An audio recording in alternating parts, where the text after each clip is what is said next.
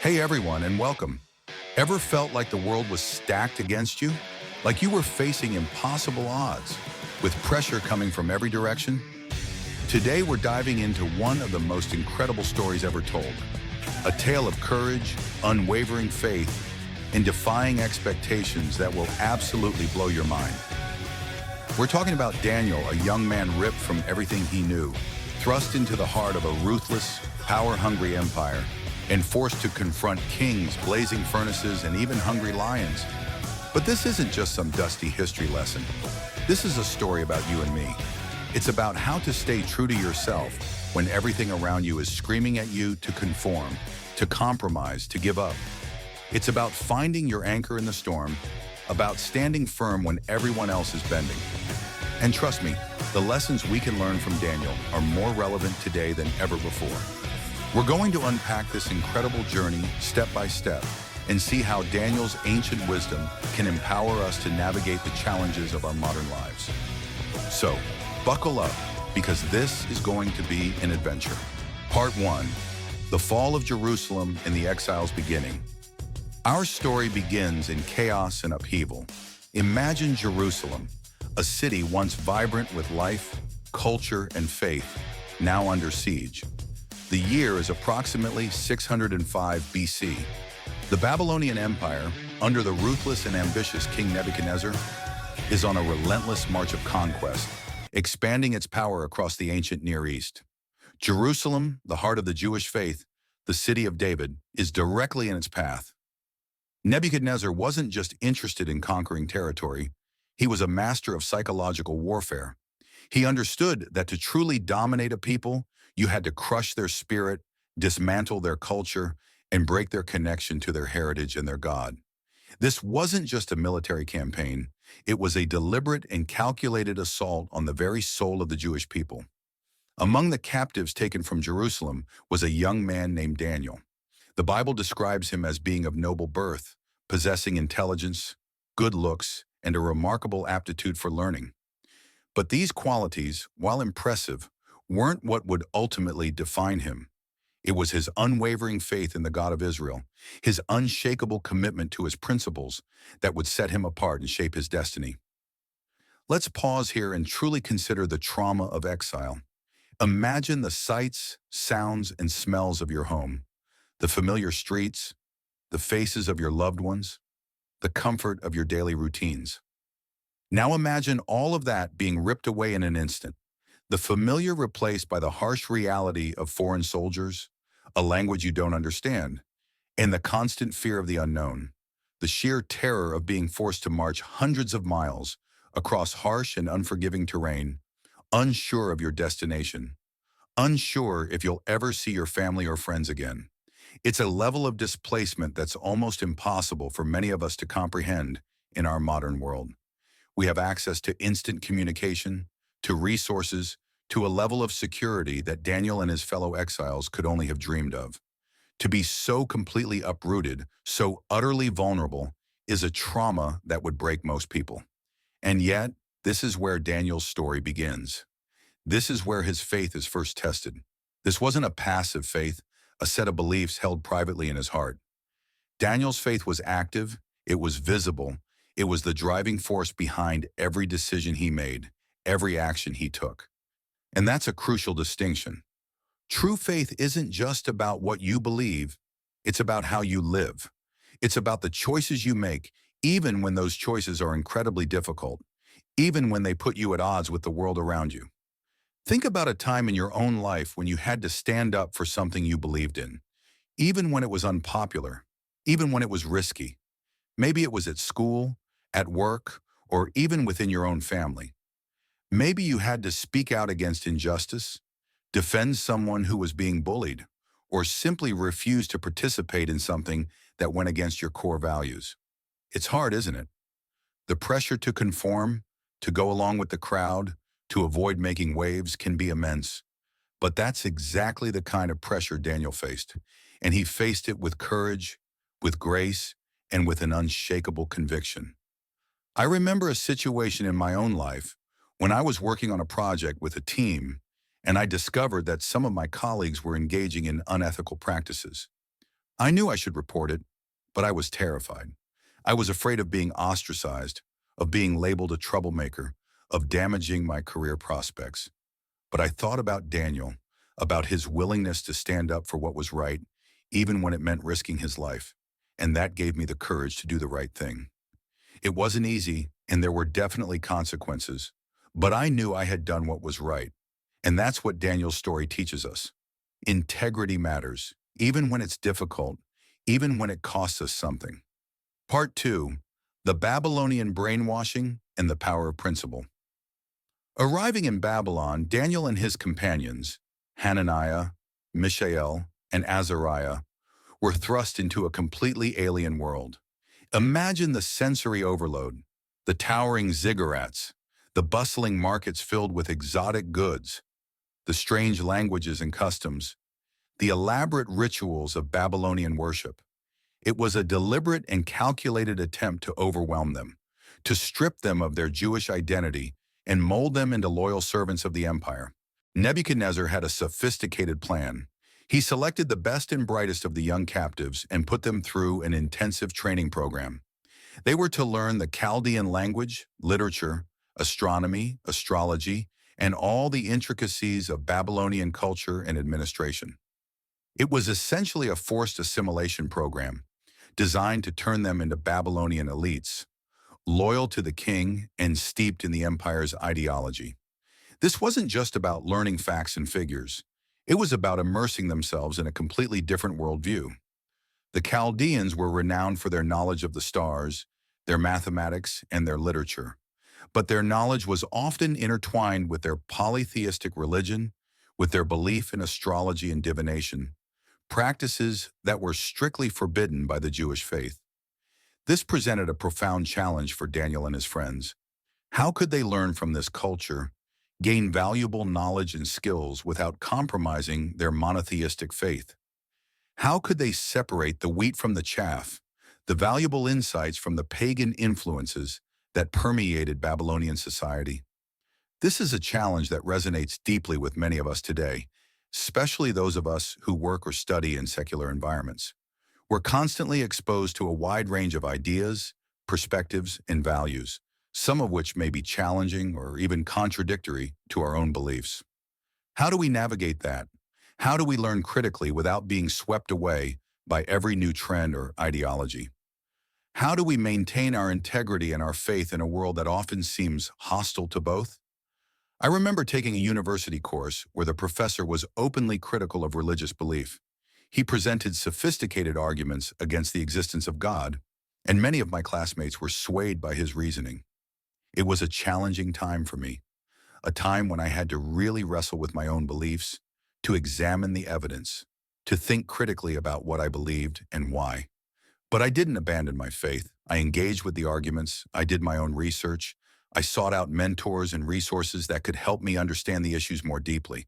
And I came out of that experience with a stronger, more informed, and more resilient faith. That's precisely what Daniel did. He didn't shy away from learning. He embraced the opportunity to expand his knowledge, to master the Babylonian language and culture. But he did it with discernment. He was able to distinguish between the valuable aspects of Babylonian learning and the elements that were incompatible with his faith. He was like a skilled prospector, sifting through the dirt and rock to find the gold, discarding what was worthless and holding on to what was truly valuable. The first major test of Daniel's faith came in the form of food. The king ordered that the young trainees be fed from the royal table, a diet rich in meat and wine, and very likely including foods that were forbidden by Jewish dietary laws. This wasn't just about personal preference. It was about identity. For the Jews, food was deeply connected to their covenant with God. The dietary laws were a way of setting themselves apart, of maintaining their distinctiveness as God's chosen people. This might seem like a minor issue to us today, but it was a huge deal for Daniel. It was a line in the sand. It was about saying, I will not compromise my faith, even in the smallest of things. My allegiance to God is more important than my comfort, my career prospects, or even my physical well-being. And that's a powerful lesson for us.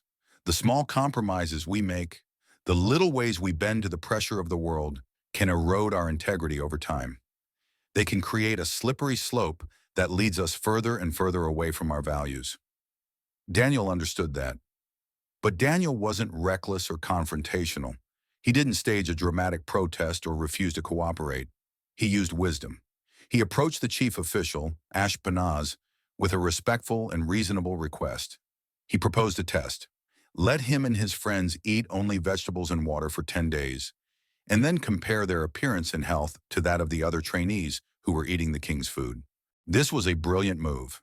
It was a win-win proposition. If Daniel and his friends looked healthier, it would prove his point and demonstrate the superiority of his dietary practices. If they looked worse, he would have at least honored his convictions and maintained his integrity. And it was an act of faith.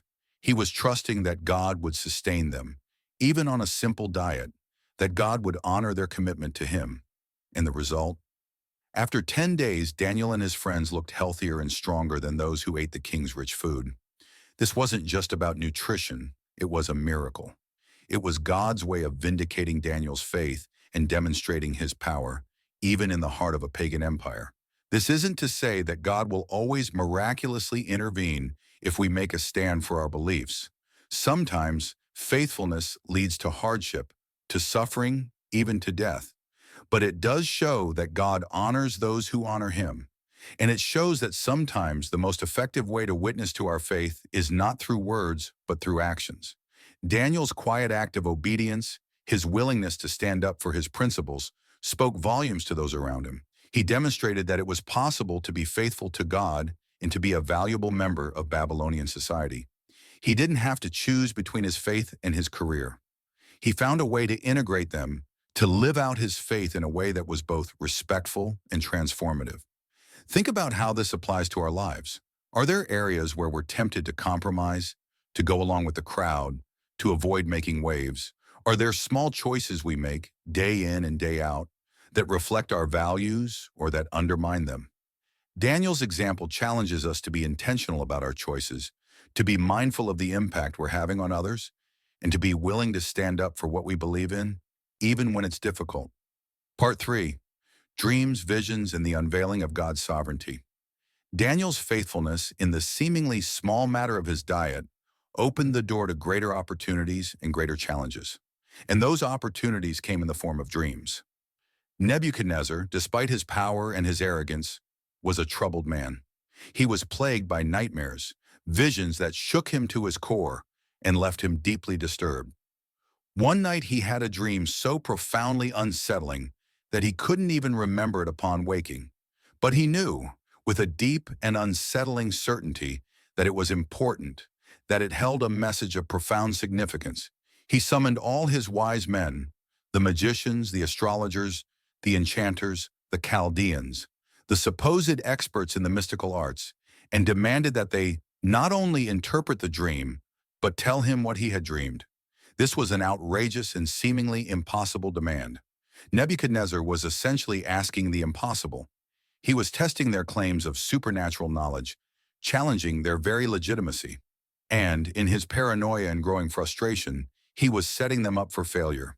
He was a volatile and unpredictable ruler, prone to fits of rage, and he didn't trust anyone. The wise men, of course, were terrified. They pleaded with the king, explaining that no one on earth could possibly know what another person had dreamed without being told. It was a request that defied all logic and all known capabilities. But Nebuchadnezzar was unmoved.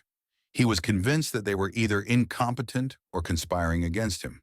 In his fury, he ordered that all the wise men of Babylon be executed, including Daniel and his 3 companions, who, despite their youth, were counted among the king's advisors.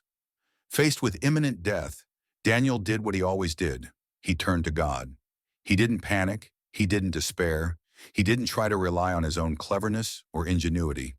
He gathered his friends, and together they prayed, earnestly and fervently, asking God for mercy, for wisdom, for a revelation that could save their lives and the lives of all the wise men. This is a crucial point, a lesson that we often overlook in our busy and self-reliant lives. Daniel didn't rely on his own intelligence or his own understanding. He acknowledged that all wisdom comes from God, that true insight is a gift from above, and he sought that wisdom through prayer. That's a lesson we need to remember. We often try to figure things out on our own.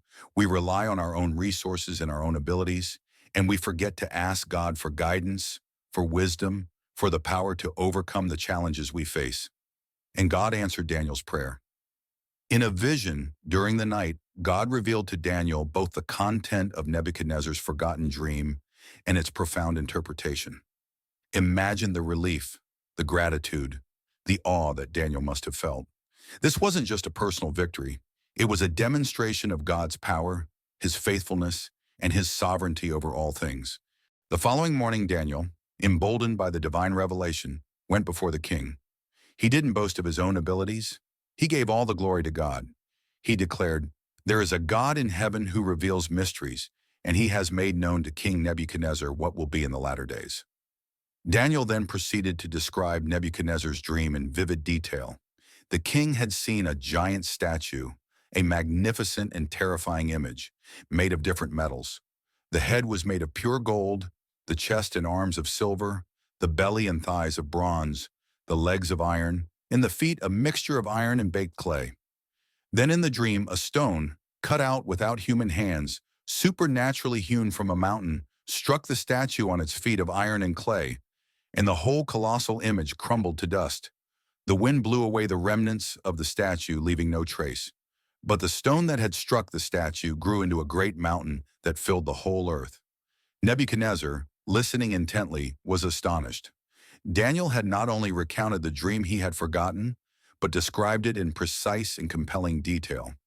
This confirmed that Daniel truly possessed supernatural knowledge, a connection to the divine that none of his other wise men could claim. But the revelation of the dream was just the beginning. Daniel continued, offering the divinely inspired interpretation.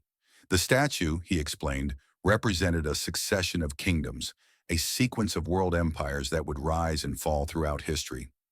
The head of gold represented Nebuchadnezzar's own Babylonian empire, the most glorious and powerful kingdom of its time.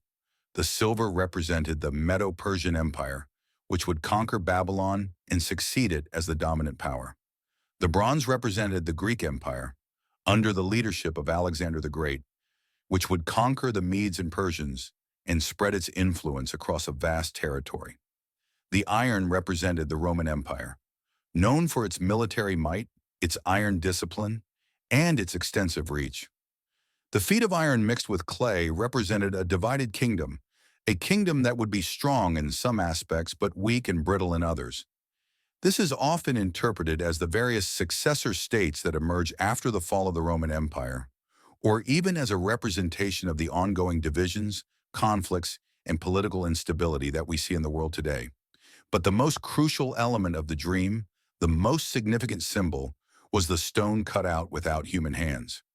This stone, Daniel explained, represented God's eternal kingdom, a kingdom that is not of human origin, a kingdom that is not subject to the rise and fall of earthly powers. This kingdom, established by God himself, would crush all earthly kingdoms and would stand forever, enduring through all ages. This dream, and Daniel's interpretation, is incredibly profound. It's a sweeping vision of history, a panoramic view of the rise and fall of empires, a testament to the transient nature of human power. And it's a powerful reminder that all human authority is ultimately subordinate to God's sovereign rule. Only God's kingdom is eternal. Only his reign is absolute. That's a message that's just as relevant today as it was in Daniel's time. We see nations rise and fall. We see political systems come and go. We see ideologies clash and crumble. But God's kingdom remains steadfast and unshaken. Think about the great empires of history, the Egyptians, the Assyrians, the Romans, the Mongols, the British. All of them seemed invincible in their time. All of them wielded immense power and influence. But where are they now? They've all crumbled to dust, their glory faded, their power dissipated. Daniel's vision reminds us that all human endeavors, all human achievements, are ultimately temporary. Only what is built on God's foundation will last. Nebuchadnezzar, overwhelmed by Daniel's wisdom and the undeniable truth of the interpretation, was humbled. He recognized the power of Daniel's God, and he acknowledged, at least for the moment, the supremacy of the God of Israel. He promoted Daniel to a high position in the kingdom, showering him with gifts and honors. But Nebuchadnezzar's pride, his ingrained arrogance, was a persistent problem, a deep-seated flaw that would lead to another dramatic confrontation with the living God. Part 4. The Fiery Furnace and the Triumph of Faith. Years later, Nebuchadnezzar, in a blatant display of his inflated ego and his insatiable desire for power and adoration, erected a massive golden statue, an enormous image, likely of himself, on the plain of Dura. He then issued a decree, a royal command, that everyone in the empire, upon hearing the sound of musical instruments, must bow down and worship this golden idol. This was not merely a suggestion, it was a test of absolute loyalty, a way to enforce unquestioning obedience and to solidify his position as the supreme ruler, not just of Babylon, but of the known world. The penalty for disobedience was severe and terrifying: immediate death in a blazing fiery furnace, a specially constructed oven designed to incinerate anyone who dared to defy the king's command. This was a brutal and public display of power, intended to instill fear and ensure complete compliance. Daniel's three companions, Hananiah, Mishael, and Azariah, better known by their Babylonian names Shadrach, Meshach, and Abednego, were devout Jews, faithful to the God of Israel. They had maintained their faith and their integrity throughout their years of exile and service in the Babylonian court. But now they faced their greatest challenge, a crisis that would test their faith to the very core. The choice before them was stark and uncompromising: compromise their faith, bow down to the golden idol, and save their lives, or remain faithful to their God, refuse to worship any other, and face a horrible and agonizing death. It was a choice between earthly security and eternal consequences. When the music began to play, a cacophony of instruments signaling the command to worship, the vast crowd assembled on the plain of Dura, a multitude of people from all nations and languages, bowed down in unison, prostrating themselves before the golden image. But three young men stood tall, their bodies unbowed, their faces resolute. Shadrach, Meshach, and Abednego refused to kneel. They would not worship any god but the God of Israel, the one true God, the creator of heaven and earth. Their act of defiance did not go unnoticed. Envious officials, eager to curry favor with the king and to eliminate their rivals, quickly reported the Hebrews' disobedience to Nebuchadnezzar. The news enraged the king. He was accustomed to absolute obedience, to unquestioning compliance. The audacity of these three young men, these exiles from a conquered nation, to defy his direct command was an intolerable insult. Nebuchadnezzar, in his fury, ordered that Shadrach, Meshach, and Abednego be brought before him immediately.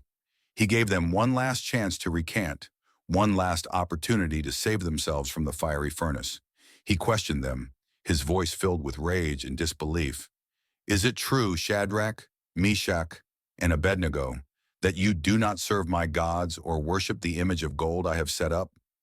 The three young men, standing before the most powerful monarch on earth, their lives hanging in the balance, stood firm in their conviction. Their response was a powerful and unforgettable testimony of faith and courage, a declaration that echoes down through the centuries. If we are thrown into the blazing furnace, the God we serve is able to deliver us from it, and he will deliver us from your majesty's hand. But even if he does not, we want you to know, your majesty, that we will not serve your gods or worship the image of gold you have set up. These words, filled with unwavering conviction, devoid of fear or hesitation, further enraged Nebuchadnezzar. He was not accustomed to being defied, to having his authority challenged. In his incandescent fury, he ordered the furnace to be heated 7 times hotter than usual. A raging inferno so intense that the soldiers who were tasked with throwing the young men into the fire were themselves consumed by the flames. The scene was one of terror and anticipation. The court watched, breathless, expecting to see the three Hebrews instantly incinerated, their bodies reduced to ashes in a matter of seconds. Bound and fully clothed, Shadrach, Meshach, and Abednego were cast into the heart of the blazing furnace, a fiery abyss that seemed to seal their doom. But then, something extraordinary, something utterly inexplicable happened. Instead of cries of agony, instead of the expected silence of death, the sound of footsteps and voices could be heard from within the furnace. Nebuchadnezzar, incredulous, his eyes wide with disbelief and mounting terror, approached the furnace and peered inside. What he saw defied all reason, all logic, all human understanding. Not three, but four figures were walking freely amidst the flames, completely unharmed, their bodies untouched by the intense heat. The fourth man, Nebuchadnezzar observed, with a voice trembling with awe and fear, looked like a son of the gods. This divine manifestation, this miraculous intervention, was not only a protection for God's faithful servants, but it was also a powerful and undeniable demonstration of the supremacy of the God of Israel over the gods of Babylon, over the power of the king, over the forces of nature itself. Nebuchadnezzar, shaken to his core, his arrogance shattered by this undeniable display of divine power, called out to Shadrach, Meshach, and Abednego, urging them to come out of the furnace. He who had moments before been consumed by rage was now filled with a mixture of terror and awe. The three young men emerged from the furnace, not a single hair on their heads singed, their clothes intact, and without even the smell of smoke clinging to them. The divine protection had been so complete, so absolute, that not even the extreme heat of the superheated furnace had left any mark on them. This miraculous event had a profound and lasting impact on Nebuchadnezzar. Confronted with such an undeniable demonstration of divine power, he could do nothing but acknowledge the greatness of the Hebrews' God. He issued a new decree, a royal proclamation, forbidding anyone in his vast kingdom to speak against the God of Shadrach, Meshach, and Abednego. He recognized, at least for the moment, that this God was a God of power, a God who could deliver his servants from even the most terrifying of circumstances. He even promoted the three young men to even higher positions of authority within the Babylonian Empire.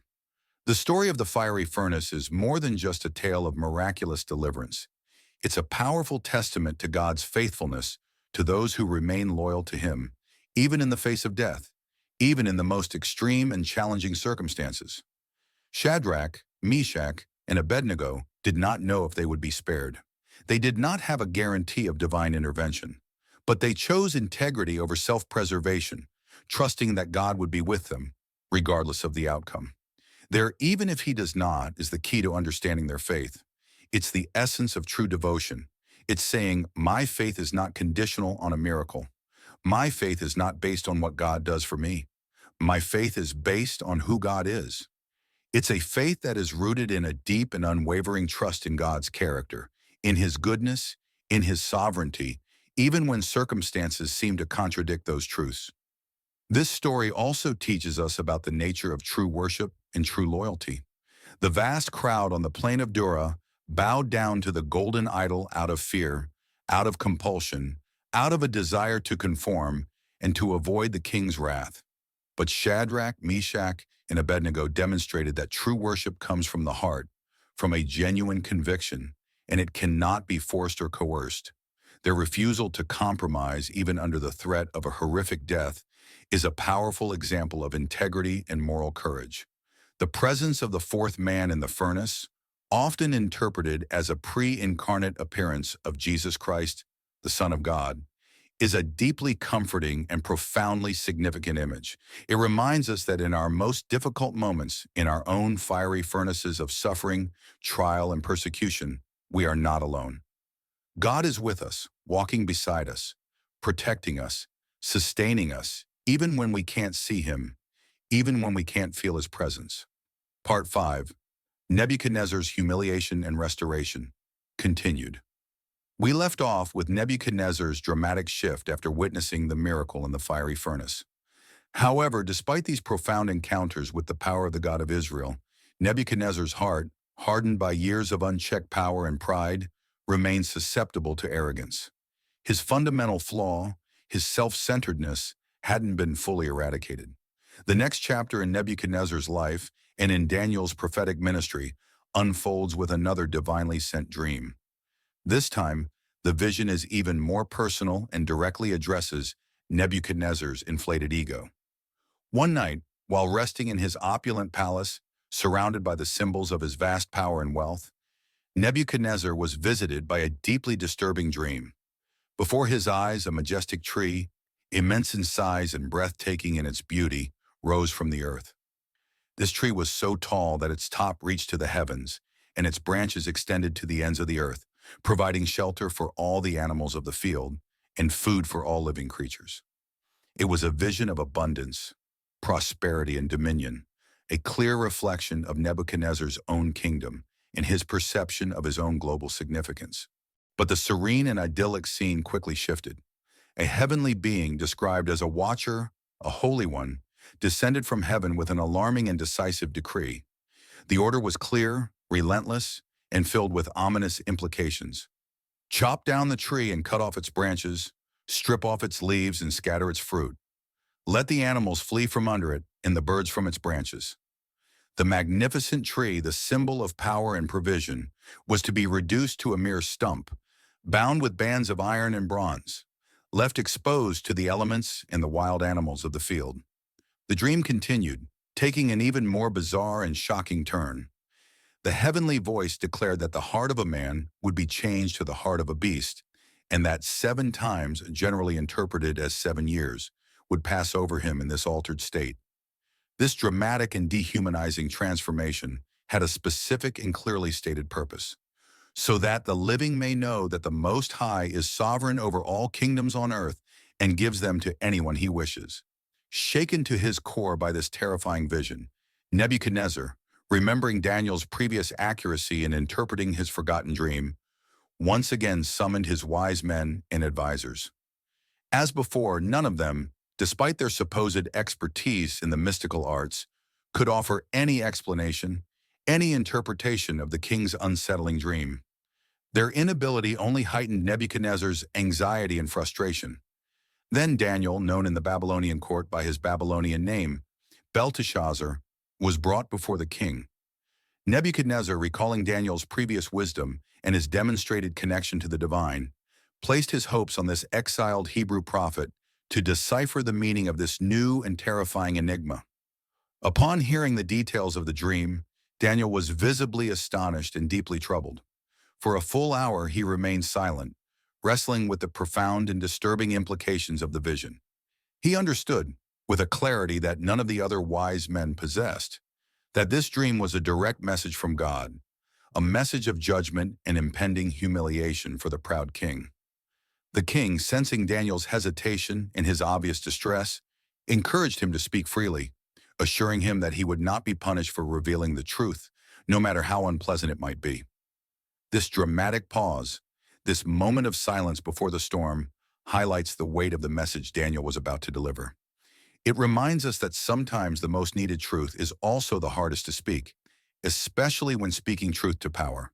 With courage born of his unwavering faith and with compassion for the king who, despite his flaws, had shown him favor, Daniel began to interpret the dream. He explained with careful and respectful words that the magnificent tree in all its splendor and reach represented Nebuchadnezzar himself.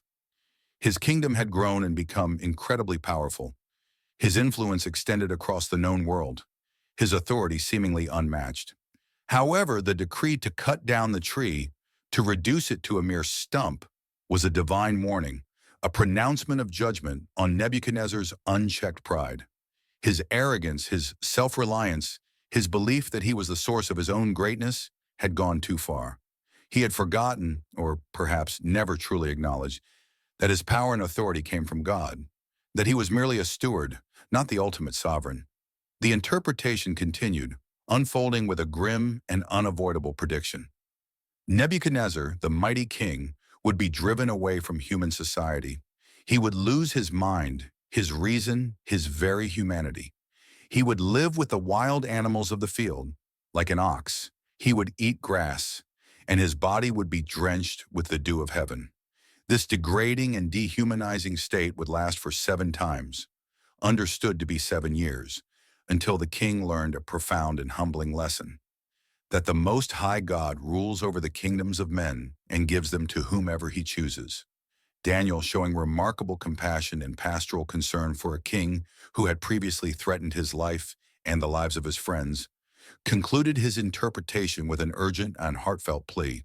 He implored Nebuchadnezzar to renounce his sins, to turn away from his wickedness, to practice righteousness, and to show mercy to the oppressed.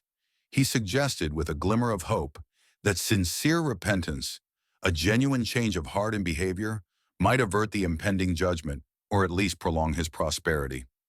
Unfortunately, Daniel's wise and compassionate counsel fell on deaf ears.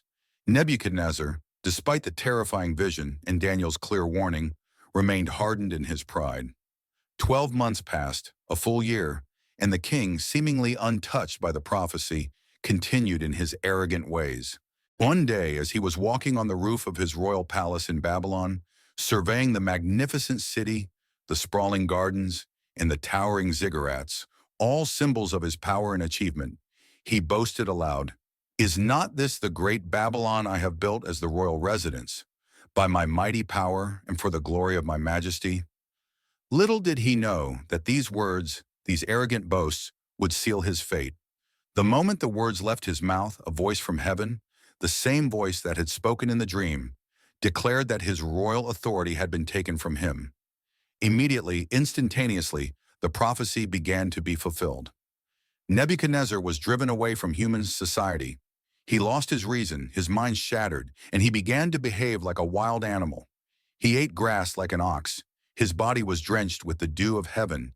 His hair grew long, like the feathers of an eagle, and his nails became like the claws of a bird. For 7 long years, the once mighty king, the ruler of the vast Babylonian empire, roamed the fields, a broken and humiliated man, a living testament to the consequences of unchecked pride and the sovereignty of the Most High God. This period of humiliation was not merely a punishment. It was a profound and transformative lesson. It was a stripping away of everything that Nebuchadnezzar held dear: his power, his prestige, his very identity, in order to teach him the fundamental truth that all human authority is derived from God, that true greatness lies not in earthly accomplishments, but in humble submission to the divine will. Finally, after the predicted 7 years had passed, Nebuchadnezzar's reason was restored. In a moment of clarity, a profound spiritual awakening, he lifted his eyes to heaven, and for the first time, he truly acknowledged the sovereignty of the Most High God. He recognized that God's dominion is an eternal dominion, that his kingdom endures from generation to generation, and that all the peoples of the earth are regarded as nothing before him. This act of humility, this genuine repentance, this turning away from self-worship and towards the worship of the true God, marked the end of his trial and the beginning of his restoration. The account concludes with Nebuchadnezzar being restored to his throne, his honor, and his splendor returned to him, even greater than before. But the king who returned was profoundly different from the one who had been humbled. His final words, recorded in the book of Daniel, are a hymn of praise to the King of Heaven, an acknowledgement that all God's acts are just and righteous, and that he is able to humble those who walk in pride.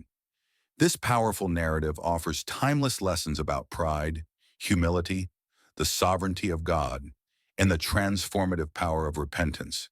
It reminds us that all earthly power is temporary, that all human achievements are fleeting, and that true wisdom lies in recognizing our dependence on God, in acknowledging his authority, and in living a life of humble obedience. Part 6. Belshazzar's Blasphemy and the Fall of Babylon. Years passed, and the reign of Nebuchadnezzar, marked by both triumph and humiliation, came to an end. His successor, Belshazzar, likely his grandson or a later relative, as historical records are somewhat unclear, ascended to the throne of Babylon. Belshazzar, however, did not inherit his predecessor's eventual humility and reverence for the God of Israel. He was a different kind of ruler, arrogant, reckless, and openly defiant of the divine. On a fateful night, Belshazzar decided to hold a grand and extravagant banquet for 1,000 of his nobles. Wine flowed freely, the palace halls echoed with laughter and music, and the atmosphere was one of unrestrained revelry and self-indulgence.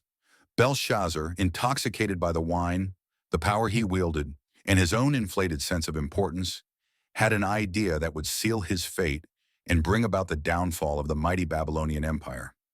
He ordered that the gold and silver vessels, the sacred objects that Nebuchadnezzar had plundered from the temple in Jerusalem years before, be brought into the banquet hall. These vessels, consecrated for the worship of the God of Israel, were treated with reverence and respect by the Jewish people. They were symbols of God's presence, reminders of his covenant with his people. But Belshazzar, in a deliberate act of blasphemy and sacrilege, used these sacred vessels for his drunken revelry. He and his guests, his nobles and his concubines, drank wine from them while praising their own pagan gods. Gods of gold, silver, bronze, iron, wood, and stone. This was not merely a social faux pas, it was a calculated insult, a direct challenge to the God of Israel, a flaunting of his power and his supposed superiority. Suddenly, in the midst of the drunken celebration, the festive atmosphere was shattered by a supernatural event. The fingers of a human hand, disembodied and glowing with an eerie light, appeared and began writing on the plastered wall of the royal hall, near the lampstand, in plain view of the king and all his guests. King Belshazzar, witnessing this inexplicable and terrifying phenomenon, was instantly sobered. His face turned pale with fear, his legs trembled, and his knees knocked together. The laughter and music ceased, replaced by a stunned and fearful silence. The king, who had moments before been boasting of his power and mocking the God of Israel, was now reduced to a state of abject terror. Desperate for answers, desperate to understand the meaning of this ominous sign, Belshazzar shouted for his enchanters, his astrologers, his Chaldeans, the same wise men who had failed his predecessor, to be brought before him. He promised that whoever could read and interpret the mysterious writing would be clothed in purple, receive a gold chain around their neck, and be made the third highest ruler in the kingdom. A desperate attempt to regain control of the situation and to avert the impending doom that he instinctively felt. However, despite their best efforts, despite their supposed expertise in the mystical arts, none of Babylon's wise men could decipher the strange and cryptic message. The inability of the wise men to interpret the writing only increased the king's panic and the growing sense of dread that permeated the banquet hall. The queen mother, hearing the commotion and remembering Daniel's extraordinary wisdom and his previous ability to interpret Nebuchadnezzar's dreams, entered the banquet hall. She reminded Belshazzar of Daniel, the exiled Hebrew prophet, who had served with distinction during Nebuchadnezzar's reign, and who was known throughout the kingdom for his exceptional insight and his connection to the divine. Daniel, now an old man, likely in his 80s, was quickly summoned to the king's presence. Belshazzar, still visibly shaken and desperate for an answer, repeated his offer of rewards: the purple robe, the gold chain, the high position in the kingdom, to anyone who could interpret the writing on the wall. Daniel, however, politely but firmly declined the king's offer. He was not motivated by personal gain or by the promise of earthly rewards. He would interpret the message not for the king's sake, but for God's sake, to reveal God's truth and to pronounce his judgment. Before revealing the meaning of the mysterious writing, Daniel, with boldness and unwavering conviction, reminded Belshazzar of Nebuchadnezzar's story. He spoke of how the former king, despite his power and his accomplishments, had been humbled by God because of his pride and his arrogance. He recounted how Nebuchadnezzar had been driven from human society, forced to live like an animal, until he acknowledged the sovereignty of the Most High God. Daniel then directly rebuked Belshazzar for not learning from his predecessor's example. He accused him of lifting himself up against the Lord of heaven, of profaning the sacred vessels from the temple, and of praising gods of silver and gold, bronze and iron, wood and stone, which cannot see or hear or understand. He pointed out that Belshazzar had failed to honor the God who held his life and his destiny in his hands. Finally, Daniel turned his attention to the writing on the wall, the four mysterious words that had so terrified the king and his court: many, tekel, parson. With a firm and unwavering voice, he began to interpret the meaning of each word, revealing the divine judgment that was about to fall upon Babylon. Many, Daniel explained, means numbered. God had numbered the days of Belshazzar's reign, and he had brought it to an end. The repetition of the word emphasized the certainty and the imminence of this judgment. Tekel means weighed. Belshazzar had been weighed in the divine balances, weighed on the scales of God's justice, and found wanting. His reign, his character, his actions had been evaluated by God, and he had been found deficient, lacking in the qualities of righteousness and humility that God required of a ruler. Parsin, the singular form of Perez, means divided. Belshazzar's kingdom would be divided and given to the Medes and Persians. This final part of the interpretation was a specific and startling prediction of the imminent fall of the seemingly invincible Babylonian Empire. Despite the grim and unavoidable nature of the interpretation, Belshazzar, to his credit, kept his promise. Daniel was clothed in purple, a gold chain was placed around his neck, and he was proclaimed the third highest ruler in the kingdom. However, these honors would be short-lived, a fleeting and ultimately meaningless gesture in the face of impending doom. That very night, while the city of Babylon was still reeling from the events in the palace, while the king and his nobles were likely still trying to grapple with the meaning of Daniel's prophecy, the Medo-Persian army, led by Cyrus the Great, invaded Babylon. The city, considered impregnable, with its massive walls and its seemingly inexhaustible resources, fell with surprising swiftness and ease. The Medes and Persians, under the cover of darkness, diverted the Euphrates River, which flowed through the city, and entered Babylon through the dry riverbed, catching the city's defenders completely by surprise. Belshazzar, the king of Babylon, was killed that very night, slain in his own palace, thus fulfilling the prophecy that Daniel had pronounced just hours earlier.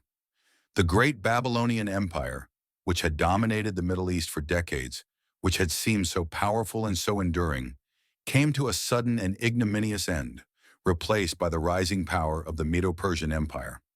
The writing on the wall, the divine message of judgment, had been fulfilled with chilling accuracy.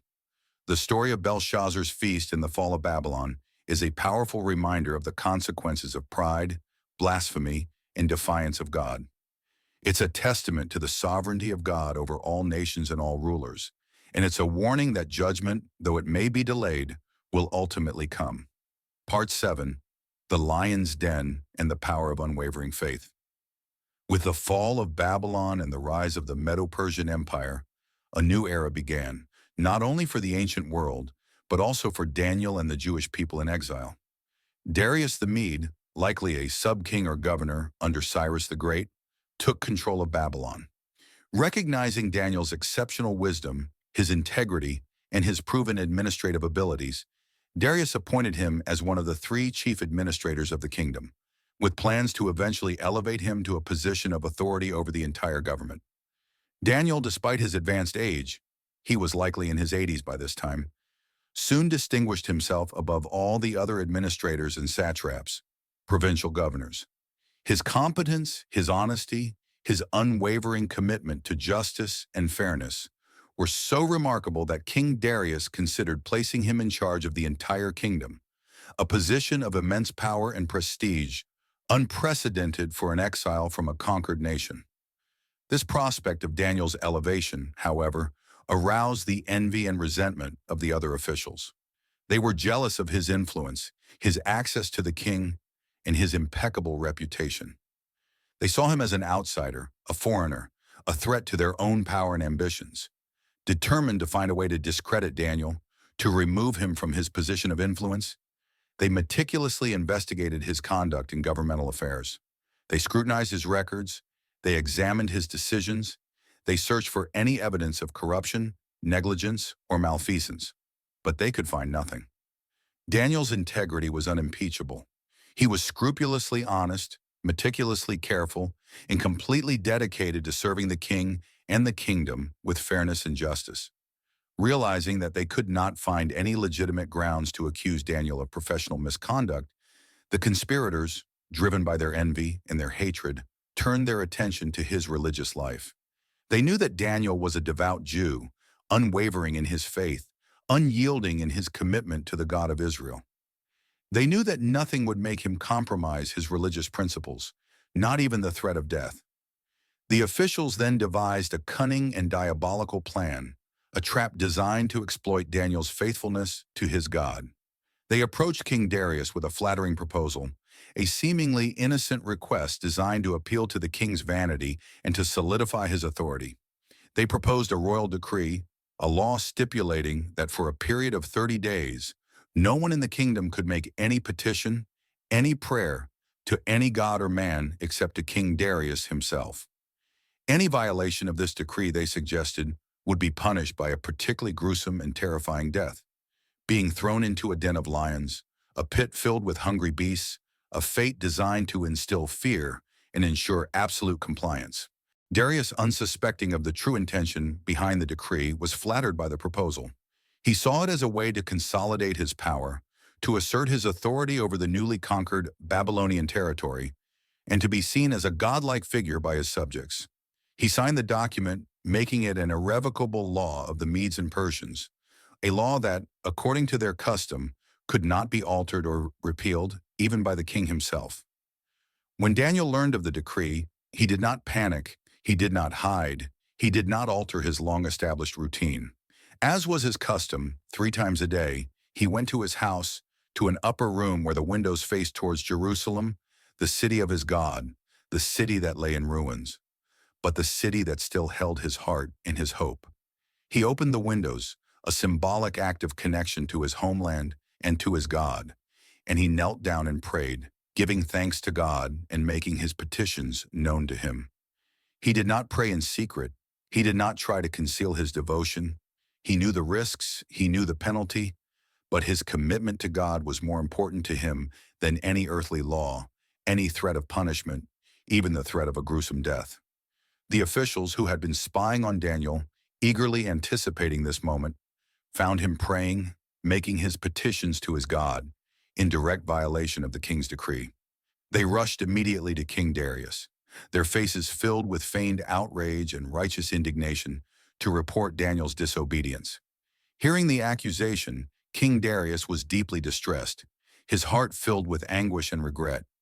He realized with a sickening clarity that he had been manipulated, that he had been tricked into signing a decree that would condemn a man he deeply respected and admired, a man who had served him with unwavering loyalty and integrity. The king spent the rest of the day agonizing over the situation, desperately trying to find a way to save Daniel, to circumvent the law that he himself had foolishly enacted. He consulted with his legal advisors. He searched for loopholes. He pleaded with the officials to reconsider, but to no avail. As sunset approached, the officials, relentless in their pursuit of Daniel's destruction, reminded Darius that according to the law of the Medes and Persians, no decree or edict that the king had signed could be changed or revoked. The king was trapped by his own vanity, by his own susceptibility to flattery, and by the inflexible laws of his own kingdom. Reluctantly, with a heavy heart and a deep sense of foreboding, Darius gave the order for Daniel to be thrown into the lion's den. But before Daniel was cast into the pit, Darius, clinging to a glimmer of hope, a desperate prayer, said to him, "May your God, whom you serve continually, rescue you." A large stone was placed over the mouth of the den, sealing Daniel's fate, and it was sealed with the king's signet ring and the rings of his nobles, making it impossible for anyone to tamper with the entrance or to attempt a rescue. The king, unable to eat or sleep, spent the night fasting, refusing any entertainment, his heart filled with anxiety and remorse. At dawn, the very first light of morning, Darius hurried to the lion's den, his steps heavy with dread, his voice filled with a mixture of hope and despair. He called out, his voice trembling, "Daniel, servant of the living God, has your God, whom you serve continually, been able to rescue you from the lions?"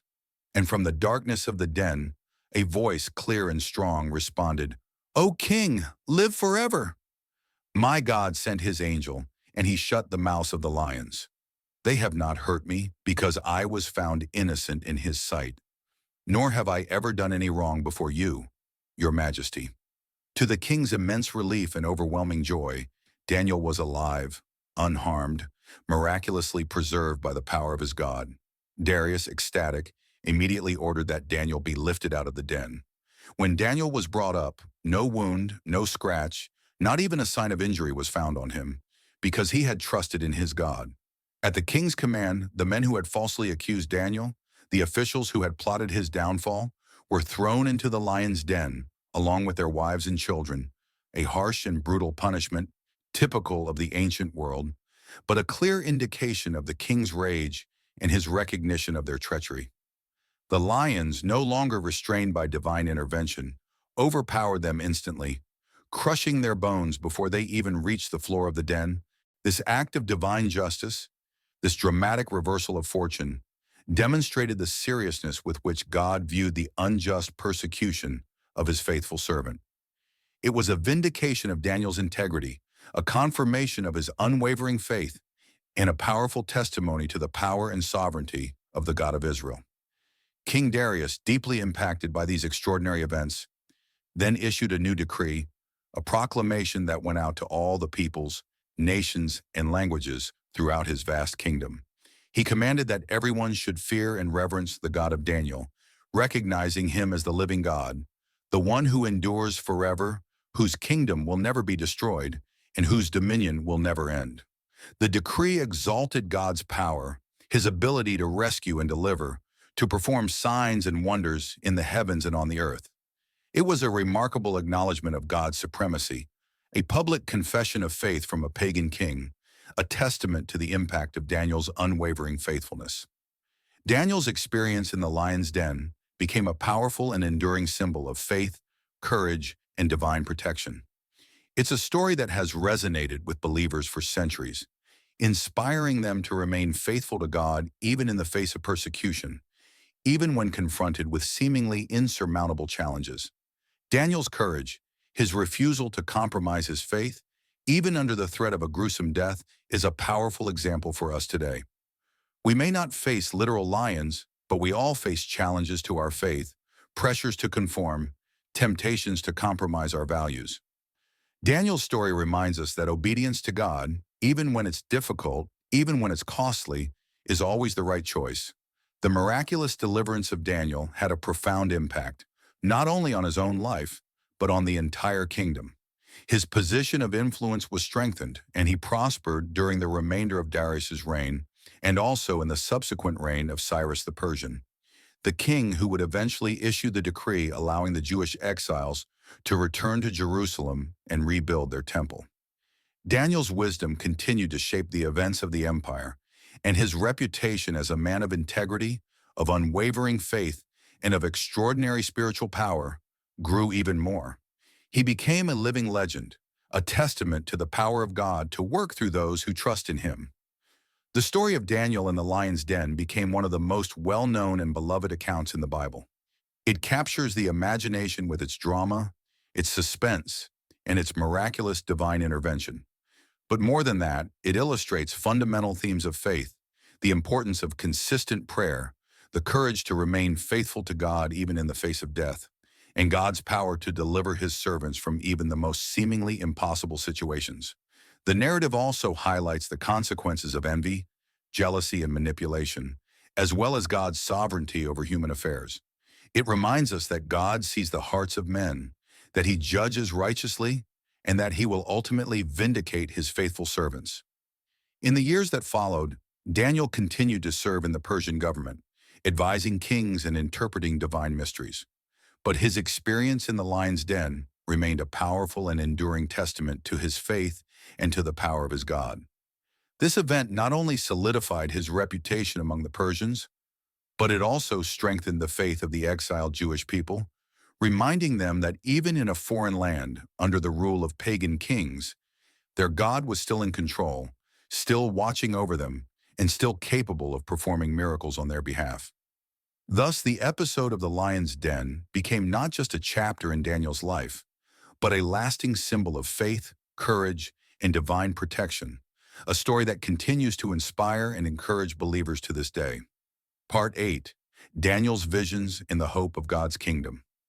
Beyond his experiences in the courts of Babylonian and Persian kings, Daniel's spiritual depth is further illustrated in the series of apocalyptic visions granted to him. Daniel's visions are not just cryptic prophecies, they're a window into God's overarching plan for history.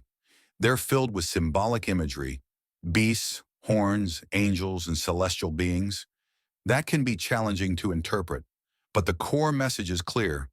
God is sovereign over all nations, and his kingdom will ultimately triumph.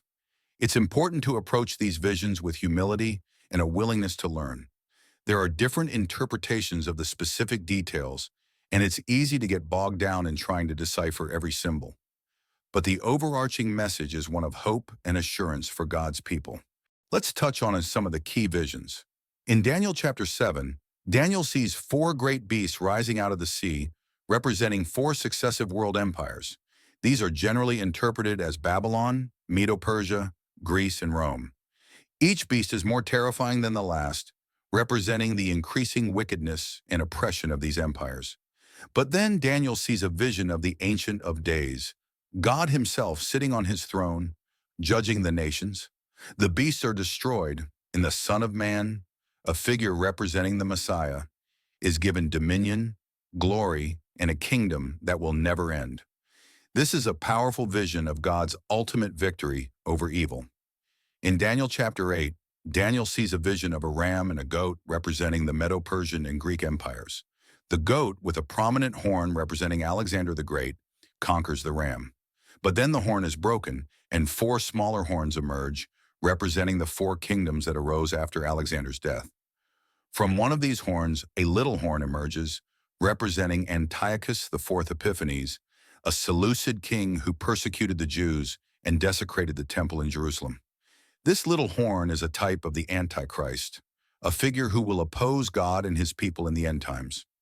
In Daniel chapter 9, Daniel receives a prophecy of the 70 weeks, a period of time that is often interpreted as 490 years, culminating in the coming of the Messiah and the establishment of his kingdom. This is a complex prophecy with different interpretations, but it points to God's precise timing and his faithfulness to his promises. It's important to remember that the primary purpose of prophecy is not to predict the future with pinpoint accuracy, but to reveal God's character and his plan. The prophecies in Daniel are meant to encourage God's people, to remind them that he is in control, even in the midst of suffering and persecution. They're meant to give us hope, the assurance that evil will not ultimately triumph, that God's kingdom will come. Daniel's visions are a reminder that we live in a spiritual battle, that there are forces of good and evil at work in the world. But they also remind us that we are not alone, that God is with us, that he is fighting for us, and that he will ultimately be victorious. Part 9. Lessons, Applications, and Conclusion. The story of Daniel, from his capture in Jerusalem to his experiences in the courts of Babylon and Persia, is a powerful and enduring testimony of faith, resilience, and divine sovereignty. It's a story that has resonated with believers for centuries, inspiring them to remain faithful to God, even in the face of adversity, persecution, and seemingly insurmountable challenges. From the very beginning, Daniel and his three companions faced intense pressure to compromise their faith, to assimilate into the pagan culture of Babylon. But they made a conscious and deliberate choice to remain true to their God, to uphold his laws, and to live lives of integrity and unwavering devotion. Their choices, such as refusing to defile themselves with the king's delicacies and bravely facing death in a fiery furnace, reveal an extraordinary level of trust in God, a willingness to prioritize their relationship with him above all else. Daniel stood out not only for his unwavering faith, but also for his exceptional wisdom, his intellectual brilliance, and his ability to interpret divine dreams and visions. These gifts, given to him by God, allowed him to serve in positions of great influence and authority, to advise kings, and to shape the course of history. But Daniel never took credit for his abilities. He always acknowledged that his wisdom came from God, that he was merely a vessel, an instrument in the hands of the divine. The interpretation of Nebuchadnezzar's dreams, the mysterious writing on the wall at Belshazzar's feast, and Daniel's miraculous survival in the lion's den are all clear and compelling examples of how God worked through Daniel to demonstrate his power, his sovereignty, and his faithfulness to his people. These events were not just personal victories for Daniel. They were public declarations of God's supremacy, his ability to intervene in human affairs, and his ultimate control over the destinies of nations and individuals. Additionally, the apocalyptic visions received by Daniel provide a glimpse into the future, a panoramic view of the rise and fall of empires, highlighting the transience of human power and the enduring nature of God's eternal kingdom. These visions, though complex and often challenging to interpret, offer a message of hope and assurance to God's people, reminding us that despite the chaos, the conflict, and the injustice that we see in the world, God is still in control, his purposes will ultimately prevail, and his kingdom will reign forever. Daniel's story is an eternal reminder of the importance of remaining faithful to God, even when it's difficult, even when it's costly, even when it seems impossible. It's a call to trust in divine wisdom and power, to seek God's guidance through prayer, and to recognize that even in the midst of adversity, even in the face of persecution, God is present, working all things together for good for those who love him and are called according to his purpose. Through his experiences, Daniel teaches us that true greatness lies not in earthly power, wealth, or prestige, but in faith, obedience, and humble submission to God, who reigns over all kingdoms and whose justice and mercy are infinite. He shows us that it is possible to live a life of integrity and influence, even in a hostile and pagan environment, and that God honors those who honor him. Daniel's life challenges us to examine our own hearts, to assess our own priorities, and to ask ourselves whether we are truly willing to stand firm in our faith, to resist the pressures to conform, and to live lives that are pleasing to God, regardless of the consequences. It calls us to a deeper level of commitment, a more profound trust in God's sovereignty, and a more unwavering hope in the promise of his eternal kingdom.